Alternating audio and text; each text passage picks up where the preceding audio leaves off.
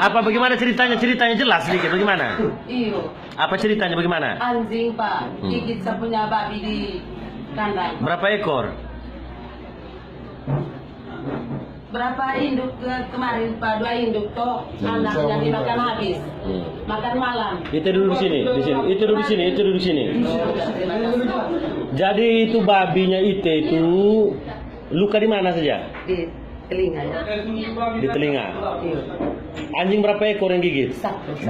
Suruh datang itu babi datang lapor ke sini. Supaya dia tahu. Saya tuannya Pak. Siapa yang punya babi? Saya punya. Supaya kita pergi. Tetangga. Ada bawa itu babi ke sini, kita pergi visum. Oh iyo. Kita pergi visum, puskesmas, lukanya di mana saja. Iyo. Baru nanti kita proses lanjut itu anjing. Iyo, bapak babinya. Bawa babi ke sini nanti. Tapi tunggu pikirnya Pak Jamal. Iyo. Pikirnya Pak Jamal. Nanti Pak Jamal yang urus itu masalah babi.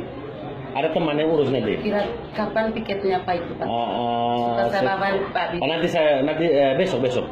Besok. Iya. Jam berapa Pak? Jam 6 malam. Bawa babi di sini. Jam 6 malam. Ya. 6 sore begitu. 6 sore. Luka di mana babinya? Di telinganya sudah tidak bisa berdiri di sana. Gigit kemarin. Oh iya sudah. Baik sudah kalau begitu.